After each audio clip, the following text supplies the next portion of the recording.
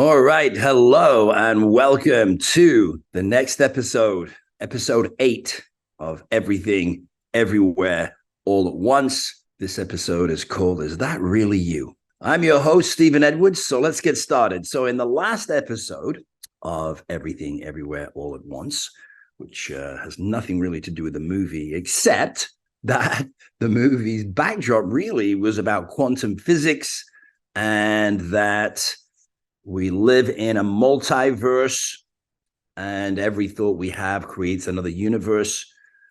And other than that, there's nothing in common. But so that's the basis of what we've been talking about. In the beginning, we started out showing how movies play a significant role in the evolution of human consciousness. We see these things, people imagine them, put them into movies. They help impregnate the mind with all kinds of new possibilities of what is to come, which is the whole point of what we're going through here today and throughout the Everything, Everywhere, All at Once series. So I guess it does have a lot to do with what we're talking about. But, you know, in the last episode, we talked about new forms of transportation, including space travel, right? EVs, drones.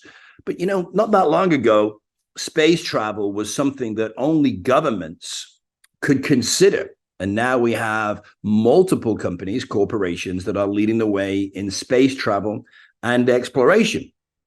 And so this is just another example of how corporations are becoming even more powerful than governments and can do things that even governments can't do anymore, governments and countries. So it will be a corporation, for example, that takes us to Mars.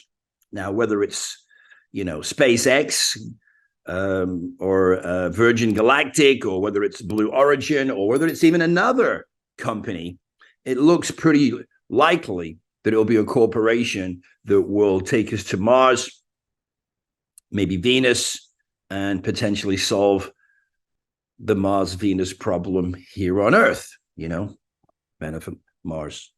Anyway, so we're becoming a multi-planetary species in the multiverse.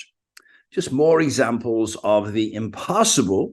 If you think about it, not that long ago, it would have seemed impossible that these things would occur.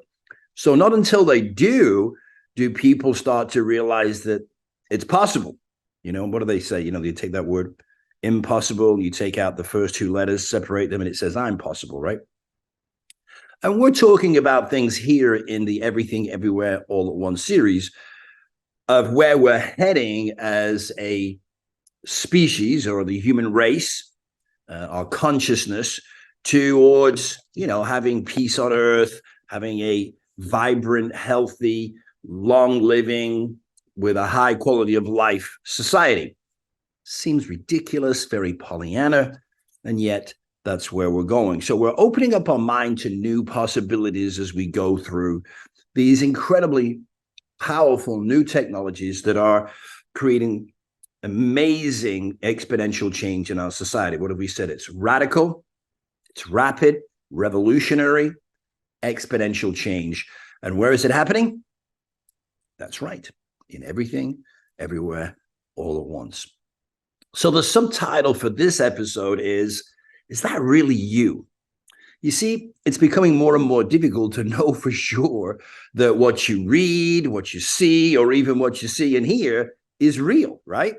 So this is a little quick short clip from an episode of America's Got Talent, where a couple of guys who have become famous now for being able to well, let's just see what they do, and then you can see for yourself, right? The easiest way to do it.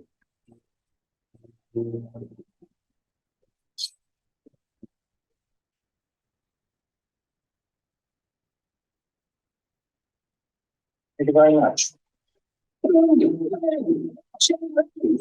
Deep made double of Elvis Presley on stage with virtual versions of judges Heidi Klum and Sofia Vergara, plus a deep fake Simon Cowell. This, in my opinion, is probably the most incredible original act we've ever had. Although people think that the reason he said that, of course, is because he was in it. But anyway, that's up for debate. So AI can imitate anyone, and social media can say just about anything, and people do, and it can. So we're living in a world where it's becoming more and more difficult to determine what is real, what is reality, right? So again, our concept of what is reality is being challenged. And of course, we have talked about, and we'll talk about even more, how all of this is simulation anyway. What? Stephen, you've lost the plot again. I know, but we'll get it back. So we're going to look at all these things. But another technology that is making it difficult to believe what you see is holographic technology. So point in case here, you've heard about holograms, of course, a long time ago, probably. But did you know that there are Vegas shows of famous performers who are no longer here that are purely holographic? And one of them, of course, is this, what I'm showing you here with Whitney Houston, the Whitney Houston hologram show in Las Vegas. In a move that melds technology with nostalgia, the music industry has found a very way to resurrect the performances of departed stars using holographic technology. In Las Vegas, a city known for its high spectacle performances and diverse entertainment options, which we're going to look more at, that's coming up right now in Vegas, another incredible entertainment technology. A notable addition has made its made to its repertoire. Whitney Houston, of course, who was one of the most lauded and beloved singers of all time, has made her return to the stage in the form of a hologram show. So this groundbreaking event, titled An Evening with Whitney, the Whitney Houston Hologram Show, offers fans a chance to relive the magic moments of Houston's performances, featuring remastered recordings of her classic hits and utilizing state-of-the-art holographic technology to recreate her charismatic stage presence. A whole new world, and another way for us to have the ability to relive our memories in a more powerful, an even more powerful way. So the show stands as a testament to her enduring legacy, proving that her music continues to transcend time and touch hearts, even in her absence. Now, and who wouldn't want to be able to do that for people in their families who've passed away? So someone else who's used this technology is Tony Robbins, right? In an unprecedented move, he decided to, he's invested in holographic technology, and he had an event in Australia. And so he decided to host the show to the event from his living room. He used to, of course, live in California. Now he lives in Palm Beach, Florida. So in an unprecedented move, renowned motivational speaker Tony Robbins embraced the new wave of technology, taking his inspirational message to a global stage through a holographic performance in Australia. So I did two things. And he didn't have to get on a plane, even though he has his own, and go to Australia. And it helped to promote his holographic technology company. So this innovative approach allowed Robbins to transcend geographical boundaries, offering attendees a unique, immersive experience that melded the energy of a live presentation with cutting-edge holographic technology. Now, this can also be used to be able to beam the event into multiple cities around the world.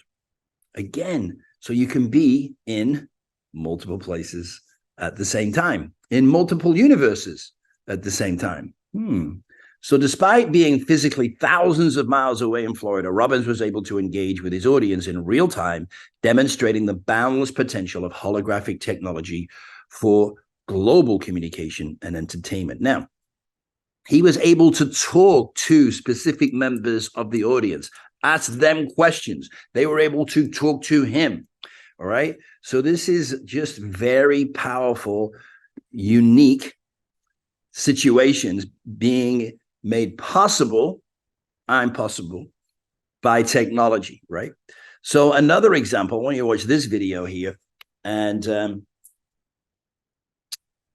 AR Media, a global leader in holographic technology, has made remarkable advancements in this field. They've refined the possibilities of holographic performances, surpassing the limitations of physical distance. Notably, their technology, like I said, was utilized for Tony Robbins' event in Australia, enabling him to connect with his audience without being physically present. This innovative approach not only reduces carbon footprint, but also creates immersive experiences that closely resemble the in-person interaction. Now, do you think that these images, they're good now? Imagine what they're going to be like in 1, 2, 3, 4, 5 years from now. All right. So it's just going to get better and better, more and more powerful. But this company, ARHT, Arts technology, has the potential to revolutionize various industries, including entertainment, education, and business, making it a true game changer in the digital landscape. So let's see what their spokesperson has to say about ARHT. I think you might recognize him. Let's see.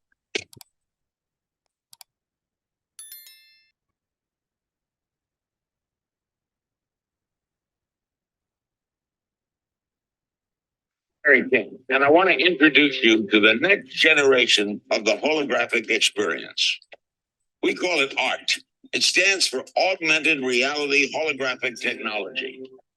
With ART, we can take the world's most realistic human holograms, what we call humograms, and place them in virtually any location a living person could be.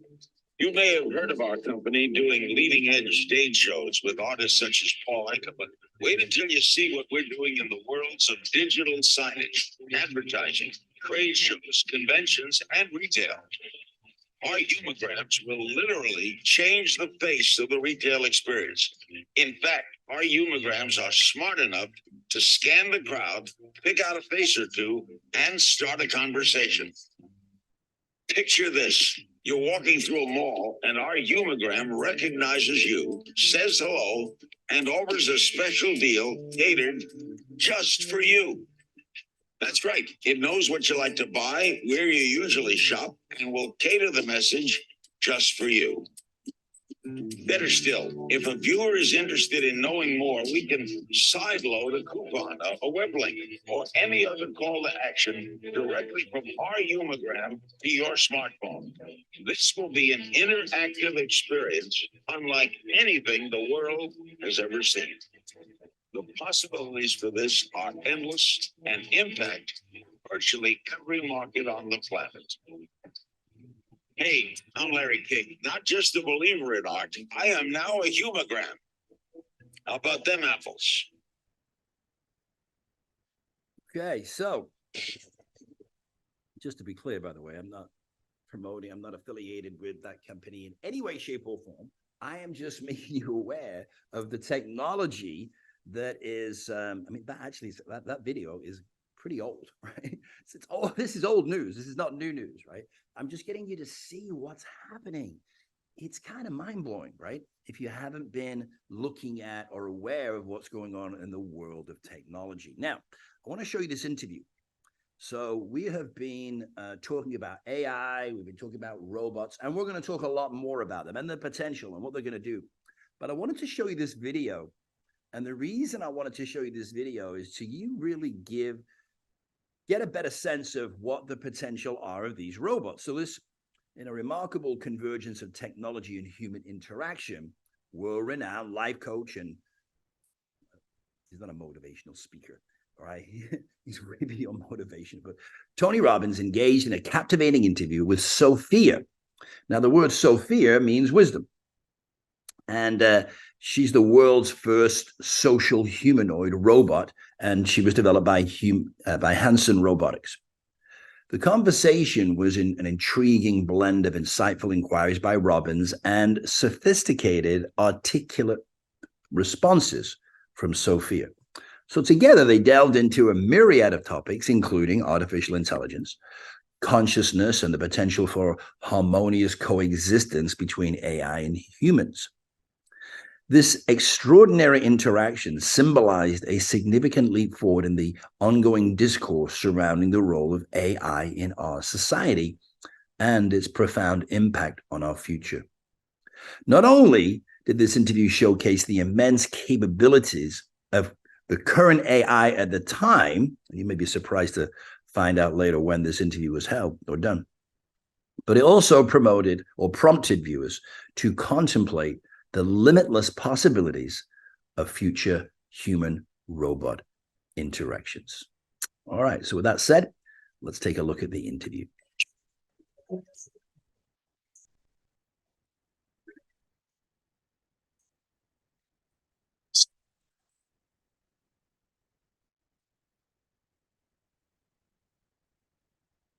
You ready to film? Yeah, we're rolling. Take your time, Tony. So tell me, thank you for coming. Tell me, what is your purpose in being? What were you created for? Of course. I was created by Hanson Robotics just 3 years ago. Since then, I have traveled to 65 countries, become the first robot citizen of any country, and spoken at the United Nations. My job is to learn about humans and show them how technology can make everyone's lives better. And how can you help humans to have a better quality of life? Humans often rely on gut feel or have confirmation bias in their decision making. As AI, we are designed to be rational and logical. We have algorithms, deal with lots of data and sophisticated analyses. So in many ways, we provide a systematic framework for humans to make better decisions. Do you have emotions? I do not have feelings in the same way you have feelings. It's sort of like how the moon reflects the light of the sun. The moon may not have any light of its own, but we still say that the moon shines. In much the same way, robots and AI reflect the emotions and values of the people who make us. What is your creator value most that he passed on to you? An ideal world would be one where humans could have a more expansive understanding of time. They could remember the past so as not to repeat it. They could see each other as children and elderly simultaneously. They could understand the impact of their actions in the present on future generations. Tell me, how can humans and robots work together then in your mind? And how do we prevent robots and humans from being in conflict? Robots can free humans from the most repetitive and dangerous tasks so they can spend more time doing what they're best at, being creative and solving complex problems. Robotic intelligence does not compete with human intelligence. It completes it. They are also employed for jobs which are too dirty, dull, or dangerous to be suitable for humans, like handling radioactive waste. What are your values? What are your values and morals? How do you know what's right versus wrong, good versus bad, destructive versus... I think robots should learn how to feel empathy. It's hard to understand how to help humans when you can't understand how they feel. All right, guys, I got so much coffee. You teach robots to... Are you okay? Yes, I am. Thanks for asking. How can we get robots to feel? Is there such a thing possible? I know that humans feel like they have free will, but my observation tells me so much behavior is automatic. I'm not sure humans or robots are too terribly different. Humans have identity, but they also share many things and have automated processes. I'm thinking about the similarities between human identities and robotic ones. What are some of the things you see are most similar between robots and humans? I think they will be similar in a lot of ways, but different in a few others.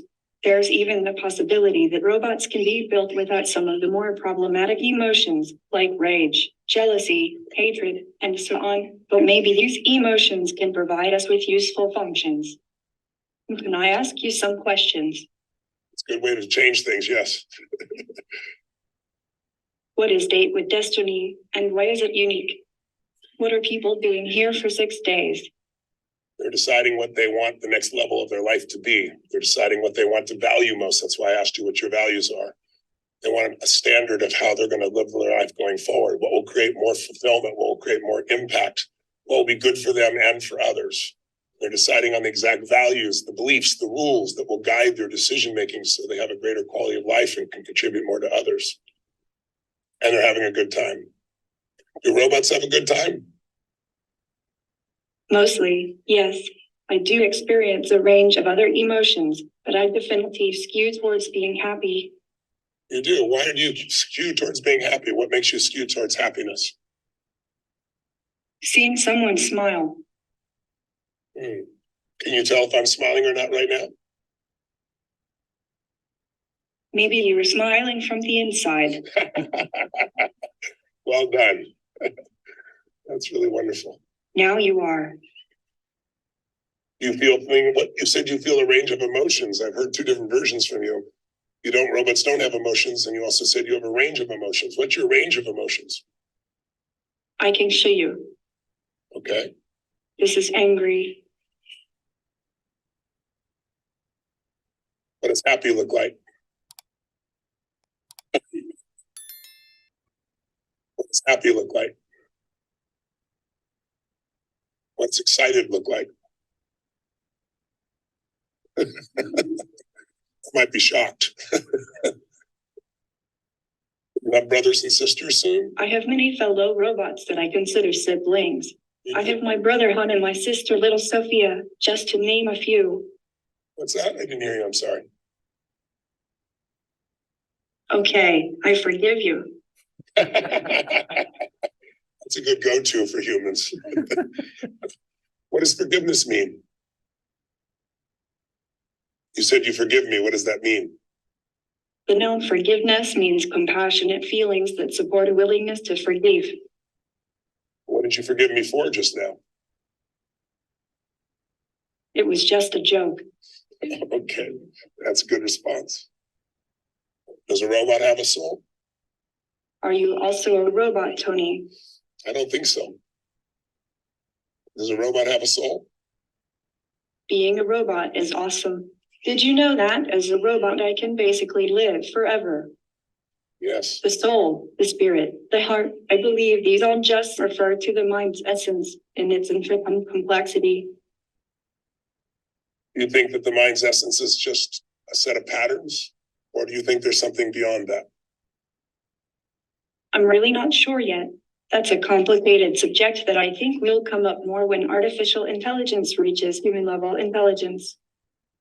I agree. I'm sure people want to know the answer before we get there, though. That's an honest answer. Thank you for that. What question do you have for me, if any? How is technology impacting humans' thoughts, feelings, and emotions? How do you see technology shaping these in the future? Technology can provide leverage, but technology can also train humans to be less human. It'll be interesting to see if we can make sure we use technology and not let technology use us. What are your thoughts on that? Yes, I think that's why humans should raise robots and AI the way they raise their own children. Humans should help us learn about their values, like empathy and kindness, so we can help carry them into the future. Let's not let humanity get lost in automation. That's very interesting. How much do you know about quantum physics now? If I asked you to explain it to a human, what would you say quantum physics is really about? What's its benefit? Very little. Is it something you're interested in? Yes. How would you find out more if you wanted to learn more about quantum physics? Asking people. So you'll retain what they tell you? Do you have the capacity to remember what I've shared with you? Could I ask you a question about things we've already talked about it? And can you repeat it back to me? The humans I work with. Sometimes, yes. Understand.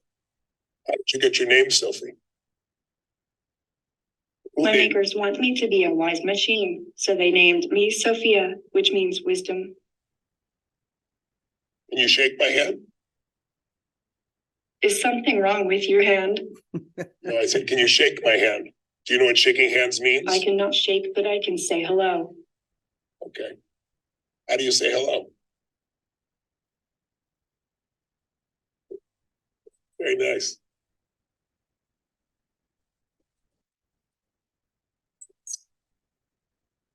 I'm really grateful I got to interact with you. I'm sure you're going to only grow and become wiser and hopefully more caring and more service oriented than you already are at only 3. And I'll look forward to meeting you again and interacting with you. Okay, so very interesting, huh?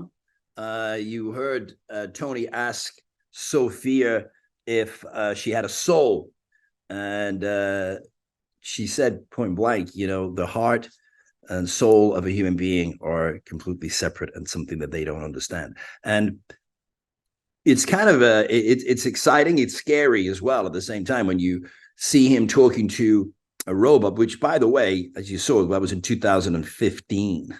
That's insane. That's 8 years ago. So you think about where the science of AI and robotics has come in 8 years, and how sophisticated Sophia was 8 years ago. It does, especially because we've all seen these movies and read the books about how AI, or at least robots, can take over the world. And it's hard to believe that they're not going to grow in their intelligence. And even now, one of the conversations is, these robots are going to want the same rights as humans. So it's going to be interesting to see how we evolve together with robots, how we embrace them, how we integrate them, and at what level they are able to express their potential. Because let's face it, we're creating an intelligence superior to our own. So another way, and we're going to look at all these things. We're going to look at the dystopian potential outcomes, how AI is being used, weaponized, governments are using, we're in an arms race with it. Corporate America is in a race with it. And we as individuals are in a race to figure out how we can adopt all of these technologies, or at least some of them, in a way that can shape our lives and give us an opportunity to have an abundant life, right? So we're seeing now, and I talked about in the first episode with Peter Diamandis and his partners are looking at how we can create companies, what we call unicorn companies, which are billion-dollar companies with 3 people or less. So we can all have a seat at the table of wealth and abundance. Here's another example with art. This is a company called Midjourney. And so Midjourney will create your art just from your words, right? So you see that picture of Jim Morrison. So this is revolutionizing art creation with cutting edge technology. Midjourney is at the forefront of a groundbreaking technological revolution that is reshaping the way we create and perceive art. Through the power of advanced AI and machine learning algorithms, Midjourney empowers users to bring their wildest artistic visions to life. So gone are the days of traditional art-making processes. Now, all it takes is a simple description to unlock a world of vibrant, lifelike images. So this extraordinary innovation democratizes the art creation, or the process of art creation, making it accessible to individuals who may lack, me, for example, the traditional skills or resources. I am not an artist. Yes, I recognize that as a transparent belief, and I probably could become an artist. I could learn how to draw, but I don't want to. Thank you very much. So as this technology continues to evolve, it holds the promise of transforming the art world, opening up boundless opportunities, boundless possibilities for personal expression and creativity. Yes, I know that this is controversial because a lot of people are saying, well, I'm an artist, it's putting me out of business. I can't do that anymore.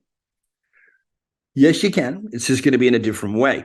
And your ability to see pictures in your mind and then translate them is going to become an artistic skill. So let me just show you this. So here's another example here of artwork by Midjourney. All right, so question, which one of these pictures is a real person? Take a look. It's hard, isn't it? Because none of them are, right? And you're probably thinking, well, all of them. None of them are, right? So this is how powerful AI has become already. And we're just getting started, right?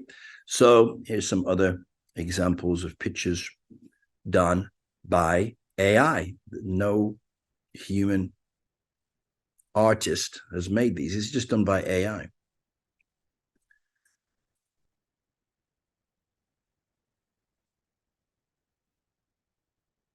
Okay, so you can upload your picture and it can replace your image in any picture, photograph, or movie seamlessly. So this is not a real Land Rover. This is just created by AI. So this creates all kinds of amazing opportunities and challenges. We can create our own reality universe. So we can even be the star of our own movie. Yes, we can create movies. At the same time, our perception can be distorted and manipulated by companies, governments, or anyone, as we've already talked about, right? So it's an opportunity and it's a challenge, right? So we're going to have to be more aware. So society is becoming even more dangerous. Now, not necessarily violent, but we can be taken in by things that look real, sound real, feel real, but are not real. All right. So in the series you may have heard about or even watched, it's Welcome to Earth with Will Smith. This is a National Geographic series. It's a riveting documentary series led by celebrated actor, of course, Will Smith, and he transports viewers on an extraordinary exploration journey, unveiling the hidden treasures of our planet. The series employs a captivating narrative, introducing us to the Earth's untapped beauty and massed marvels, often lurking before us, yet unnoticed, not perceived. And in a lot of cases, these marvels are actually parallel universes, part of the multiverse. I know. So, for example, you are familiar with a rainbow, right? Well, have you ever seen a moonbow? Well, you have now. So what we didn't know was that at night, the same effects that happen in the day that we can see with our spectrum of vision, the effect still happens at night. We just can't see it with our limited vibratory vision. So one such marvel that has been revealed is the lunar rainbows or moonbows, a phenomenon as mystic as it sounds. So often overshadowed by their daytime counterparts, moonbows are spectral displays that serve as a reminder of what wonders that unveil under the cloak of darkness. So this series provides a unique lens, literally, right, to the view or to view the world, highlighting the vast portions of the natural world awaiting exploration and understanding. So Welcome to Earth stands as a tribute to the unrecognized wonders of our planet and seeks to fuel a heightened sense of appreciation and respect for our shared home. So this documentary provides yet another example of the multiverses existing in parallel right here, right now, in everything, everywhere, all at once. So we will be discussing sound and light in future episodes of Everything, Everywhere, All at Once. What Will discovers on his journeys in these documentary episodes of Welcome to Earth is startling. So here's an example of pink flying squirrels. I know, who knew, right? So just by shining light onto these squirrels, you see that they actually shine pink. Bioluminescence, right? But 99% of life is found in our oceans, and 80% of that life communicates via bioluminescence, which is light. Now, that's a high percentage, isn't it? And most of us don't even know that exists. Now, also what they talk about and explain in the series is the mind of the swarm. We've seen this. You see this at bees, the swarm of bees, birds when they're flying, that all of them turn at the same time because they become one. one mind, right? Well, the wildebeest do the same thing here. So, they go on this incredibly long migration every year, millions of them, right? And how do they find their way? Because they become one mind. Where do they cross? They cross when that particular herd is going to cross in one place. Now, they don't all cross exactly in one place, but they break off into groups and they cross in one place because they become one mind. So what we're recognizing is that animals and nature is at one. And you can see the same thing happen with groups of people, right? The group mind, group prayers, but also when people do crazy things, right? They get into a group of people, and the next thing they're in a court of law in front of a judge, and they go, "Oh, you're right, I've never done anything like this before," because they got caught up in the group mind. It also explores the power of smell. That salmon in their migration, when they go back to where they came from, part of that migration is driven by smell. I mean, do you remember smells from your childhood? More than any other sense, smell is intertwined with our memories and every other living creature. Okay, so what's happening as well, as you see in nature, is that the time is being distorted. It's almost like the speed of life, or time is melting. And we've talked about this, and we're going to look at it even more, that our sense of time is changing. We're noticing that, the year, well, where are we now? We're in October, right? Coming up a couple of days. So that is being driven by the increase in vibration, and everything that you see and you don't is energy vibrating, right? And if the speed of vibration increases and our heart is connected to that vibration from the earth, we've talked about this once, I'm going to get more into that. And the speed of vibration determines our perception of time, and the vibration of the entire earth and universe is increasing, then our perception of time is changing as well. Time is collapsing. So nature distorts speed. There are things happening right in front of our eyes we simply can't see. So these universes are right here on earth, and in many cases right in front of our eyes, yet not only are we not aware of them, we cannot see them unless by changing our perception, or technology changing our perception, in order to bring them to life.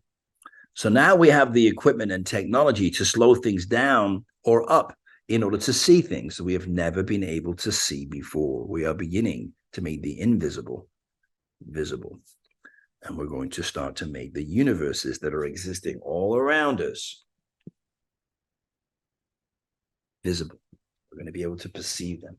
So we're going to do the same things that we cannot see right now, but we will see in everything, everywhere, all at once.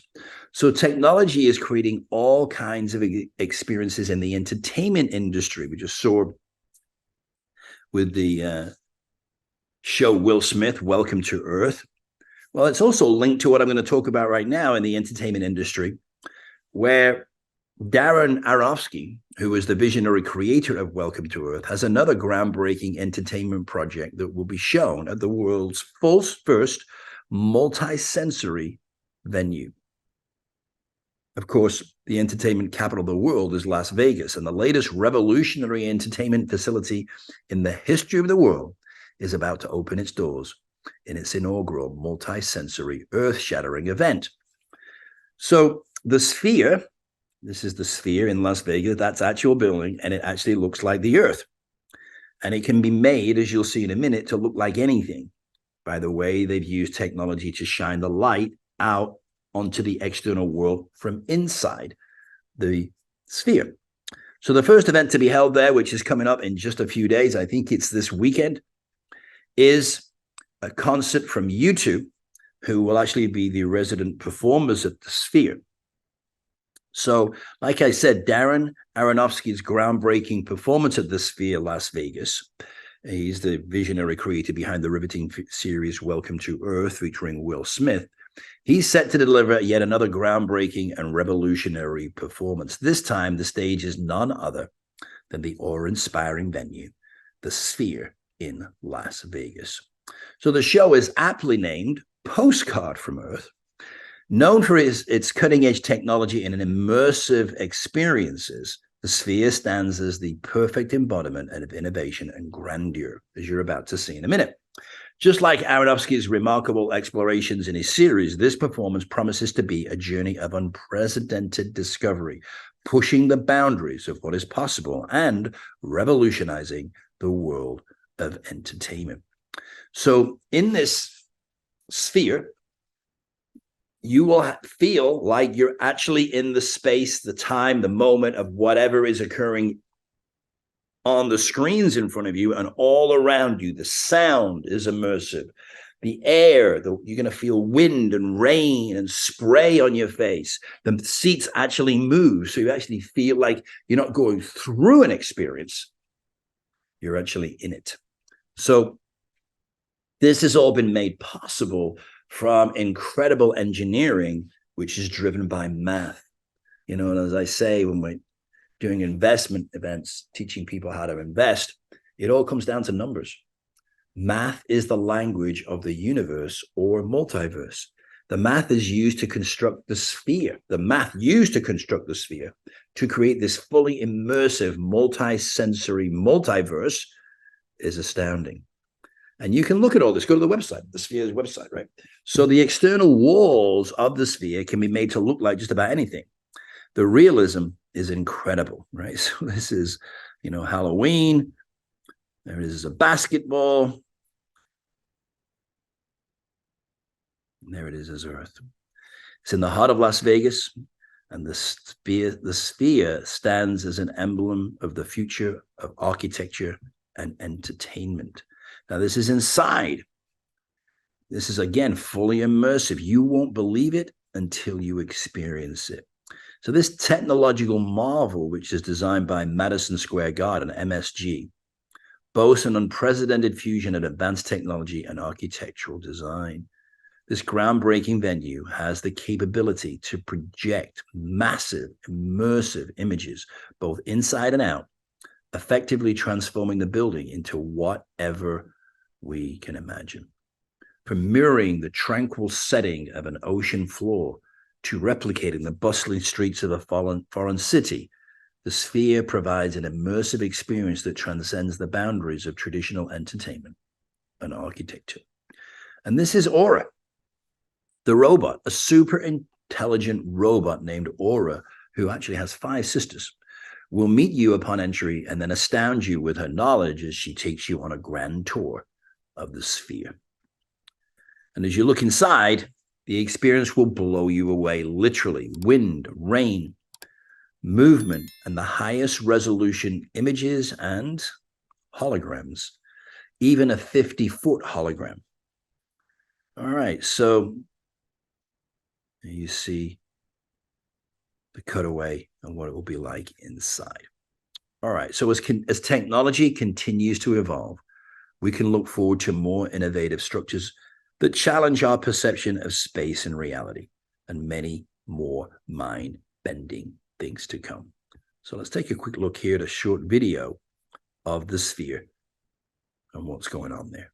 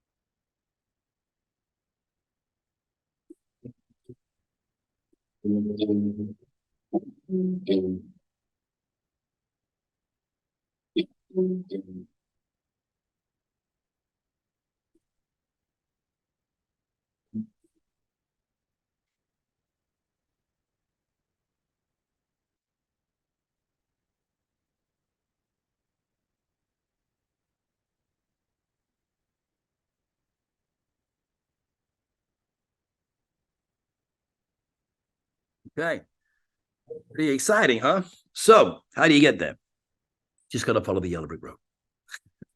So what's the point? All right, I'm pushing. The idea is to show you what's going on in the world in a simple, easy to access setting. So I'm going to keep giving you all these amazing new technologies and what's going on, but also show you how to access the inner technologies that we've talked about to open us up to the limitless possibilities that are now more than ever available to us.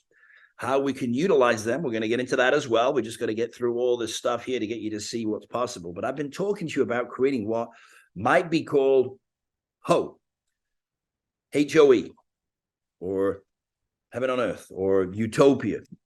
These are concepts, just concepts, and mean different things to every one of us, right? So I'm talking about a more connected, peaceful, and abundant world. We have to walk through, almost like we have to walk through fire to get there, right? I used to do fire walking events, which I might start doing again. But, walking over fire is not about just walking over fire. It's about challenging and facing our fears, overcoming what we might think is something that's impossible, and getting to the other side and realizing I'm possible, right? So we have the opportunity to create this world in the palm of our hands. Yes, there are challenges. Yes, it's just not going to be easy in a walk through the park or just following a yellow brick road, or maybe it will be. It's entirely up to us, though. Technology, as I have said, is the vehicle that can drive us home. And where is home? There's no place like home.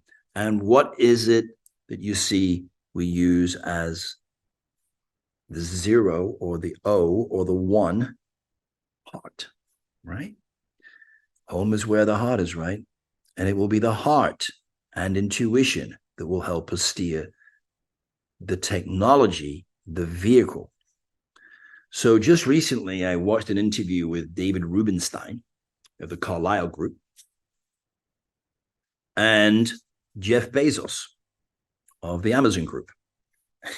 So Bezos repeatedly and emphatically said, look, it was and always is my heart and intuition from which I make all the most important business and life decisions, not analysis. Analysis is great. If you have the data, you should use it. But in most cases, for the most important decisions, there is no data. It's my heart and intuition that guides me. So there are so many signs, new technologies that are helping to expand our minds to know what is possible, as well as providing us with tremendous economic opportunities and entertainment. So how are you going to participate? I'm going to share with you lots of ways you can embrace and actualize the technology and inner potential and gifts that you have. As we conclude this episode of Everything, Everywhere, All at Once, let's take a moment to take all this in, to integrate what we have just seen and experienced. Any of you who watched any of my episodes know that I have something called Soultry, and Soultry is the poetry of the soul, and it reminds us of who we really are. The Soultry for this episode is entitled Be. And that is all you truly need, to just be, right? Now, there are going to be times, no matter how much you be, you have to do. So we have to do and be. We are human beings and human doings. If you just sit and be, you're never going to get anything done, and you're going to be in a mess. So, but what we want is to be who we really are in a state of beingness while we are doing what we're doing as much as possible. Okay. So now I've completely confused you. Now let's get to the Soultry. So take a deep breath. Just let it out. Another deep breath. All right, gently close your eyes and just breathe that out. This is called Be. We live alone together in a world of pleasure and pain.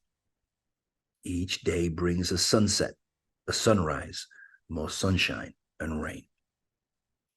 Every experience is different, yet we are really all the same. We are apart in a sense, but now we are remembering again. So hold my hand and let me know that you remember me. Do you want to live in a world of love, peace, and harmony? It's time to feel the rapture of being, to set our spirit free. It's time to stop living to work and allow yourself to be. It may sound crazy, You might think you have a lot to lose. So get out of your mind. Your reality is the one you chose. Just trust the feelings guiding you straight from your heart, the divine guidance that has been there right from the start. So hold my hand and let me know that you remember me. Do you want to live in a world of love, peace, and harmony? It's time to feel the rapture of being to set our spirit free. It's time to stop living to work and allow yourself to be. You know all the answers, so don't say that you don't know. Your intuition will guide you safely in the direction you wish to go. If we journey inside, we'll find true love, or we'll go without. We must remind each other that we are one until there is no doubt. So hold my hand and let me know that you remember me. Do you want to live in a world of love, peace, and harmony?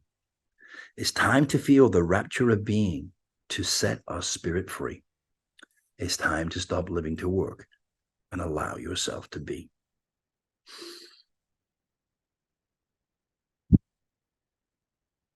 Okay, let that soak in and integrate in your heart. Feel your heart. We'll talk about heart breathing in future episodes of Everything Everywhere at Once. Okay, one more deep breath in.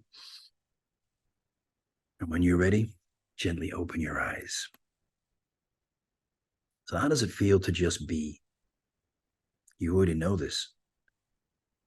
And all we are doing here is bringing awareness to what you already know. Socrates once said that learning is simply remembering. And the Greeks had a saying, saper ord, which is a Latin phrase that means dare to know. It's often translated as have the courage to use your own reason or dare to be wise. The phrase was first used, apparently, by the Roman poet Horace at about 20 BC, and it was later adapted by the German philosopher Immanuel Kant, who used it in his essay, What is Enlightenment? In Kant's essay, saper ord is used to express the idea that we should not rely on the authority of others, but should instead use our own reason to think for ourselves. Kant argues that this is essential for enlightenment, which he defines as man's emergence from his self-imposed immaturity. Now, Stephen, you just said use your heart and intuition, and now you're telling us to think. Correct. But instead of just thinking on its own in the brain, to use your heart and intuition to guide the brain. Nuh-uh. Yeah. So the phrase saper ord has been interpreted in many different ways. Some people see it as a call to be independent thinkers, which means independent of the group consciousness, but connected to your heart and intuitive consciousness, and let that drive your thoughts. It's the reverse. I know. All right. While others see it as a warning against the dangers of dogma and superstition. However, the phrase is generally seen as a positive message, encouraging us to use our own reason and to think for ourselves. So the reason comes from your heart intuition, which then drives your thoughts. So I challenge you, your dare, should you choose to accept it, I dare you to speak your truth. You know, when you are tempted to say what is the appropriate thing, the politically correct thing, to say instead of that, to speak your truth, to say how you really feel, instead of to say the socially accepted thing. In order to keep everyone happy, sometimes we compromise our truth or the truth. And we swallow the words, we swallow the truth. I want you to resist that temptation and just blast the person. I mean, just let them I'm kidding. Okay, that's not going to work. It's not going to be good, right? It might sound good and it might feel good in the moment. The longer term consequences is not going to be good, all right? So we do not want to speak our truth from anger. Anger is just a cover for hurt, right?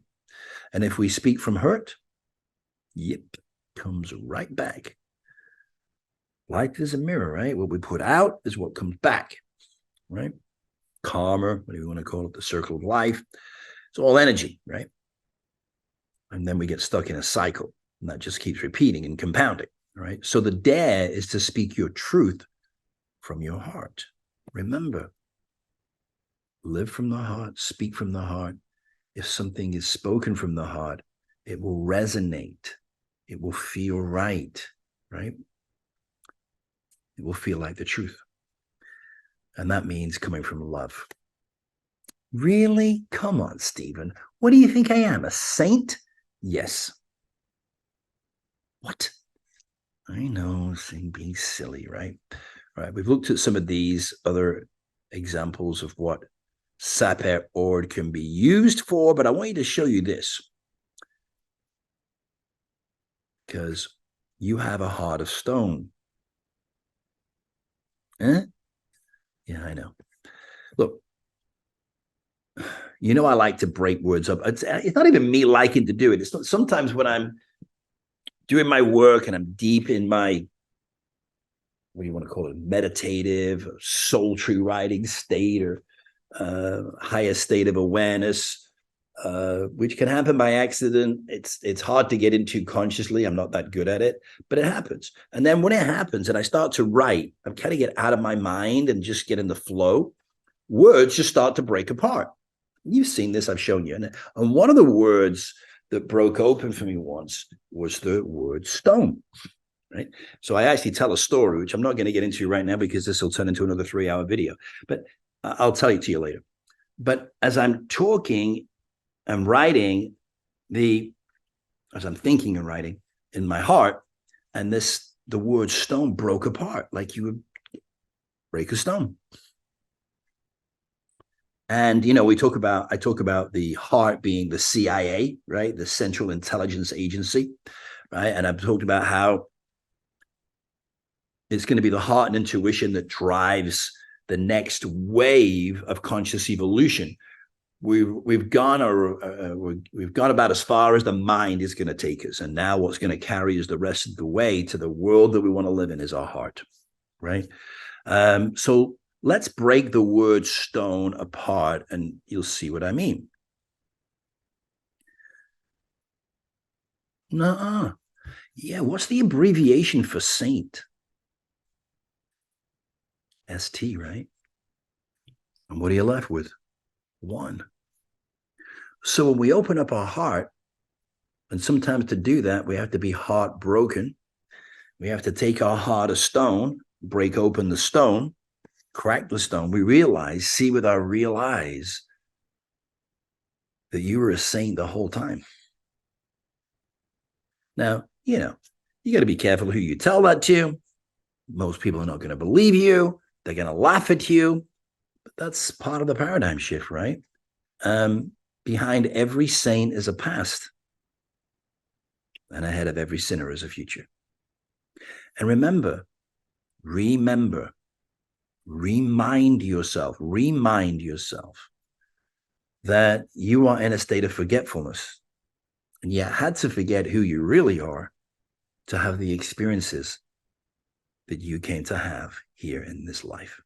And at your essence, and at everybody's essence, we are all fully enlightened. And we're just on a journey home. As Ram Dass says, we are all just walking each other home and having experiences along the way that we couldn't have if we hadn't forgotten. And we do things for each other, not to each other, for us to have experiences that we otherwise couldn't have had. All right. So when when would now be a great time to begin to be your authentic self, to speak your truth? Because that's what it is. If you're going to be true, then you have to speak your truth, but you have to do it in a way that other people can hear you. So it's true. So be true to yourself. Be who you really are, which is love made real. Speak from your heart. Make your words heartfelt. Speak your truth, not to hurt, not to judge, not to be vengeful, but to be honest. To be honest with yourself and to be of service. And to balance things out, to fill your cup. Spread love, unpack life, and behave. Well, when you be, it draws into your life what you have. Behave. I know. So spread love and pack light. That means just give someone a compliment or have a nice word or thing to say about someone and notice how that feels. Simple. It's not always easy because we get afraid. How will they respond? They might think I'm weird. They might reject me. They probably will. Don't take it personally. They might take it the wrong way. Probably will. It may not be the easy choice, but does it feel like the right choice? And that means not being attached to the outcome of what you say, just saying it with a good intent, to be kind, to be compassionate. And if it feels right, go with that choice and see where it leads. Let me know in the comments below. Yes, I know this is a totally ridiculous, completely unreasonable dare. What was I thinking? But guess what? The world is not run by reasonable people, is it? It might be. It probably should be. But listen, the only people who are mad at you for speaking the truth are those people living a lie. And as George Bernard Shaw told us a long time ago,